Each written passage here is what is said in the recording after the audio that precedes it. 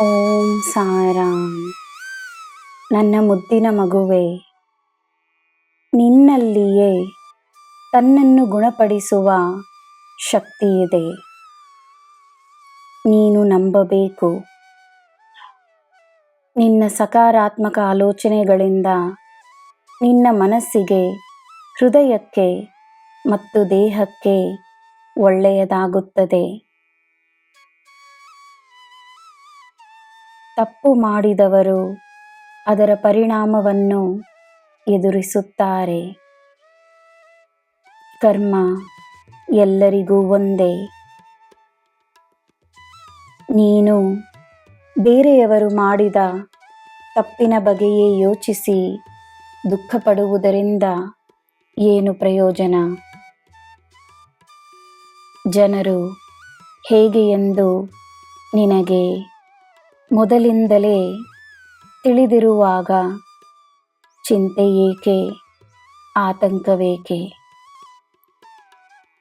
ಜನರನ್ನು ಅವರಿರುವ ಹಾಗೆಯೇ ಸ್ವೀಕರಿಸು. ನಿನ್ನ ದಾರಿ ಏನೆಂದು ಚಿಂತಿಸಬೇಡ. ನಿನ್ನ ದಾರಿ ಈ ಸಾಯಿಯ ದಾರಿ ಎಂದು ತಿಳಿದುಕೋ. ನೀನು ನನ್ನ ದಾರಿಯಲ್ಲಿರುವಾಗ ನಿನಗೆ ಜಯವೇ.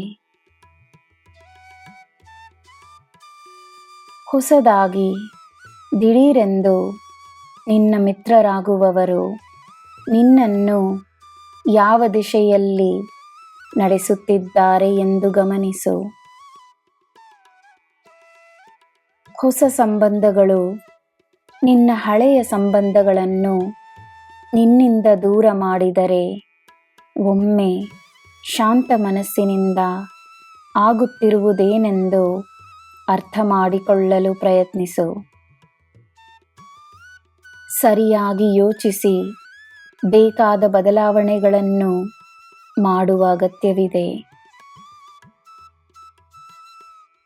ಹೊಸ ಸಂಬಂಧದ ಪ್ರವೇಶದಿಂದ ನಿನ್ನ ಹಳೆಯ ಸಂಬಂಧಗಳು ಇನ್ನೂ ಆತ್ಮೀಯವಾದರೆ ನಿನ್ನ ಜೀವನದಲ್ಲಿ ನಿಜವಾದ ಪ್ರೀತಿಯ ಪ್ರವೇಶವಾಗಿದೆ ಎಂದೇ ಅರ್ಥ.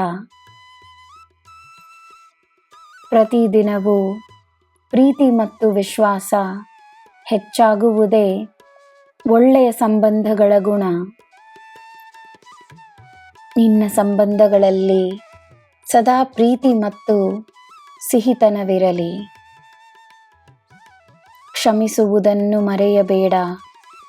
ಕ್ಷಮಾಪಣೆ ಪಡೆಯುವುದನ್ನು ಮರೆಯಬೇಡ. ನಿನ್ನ ಸಂಬಂಧಗಳಲ್ಲಿ ನಾನಿದ್ದೇನೆ, ನಿನ್ನಲ್ಲಿ ನಾನಿದ್ದೇನೆ. ನಿನಗೆ ಎಲ್ಲ ಶುಭವೇ. ಜೈ ಸಾಯಿರಾಮ್.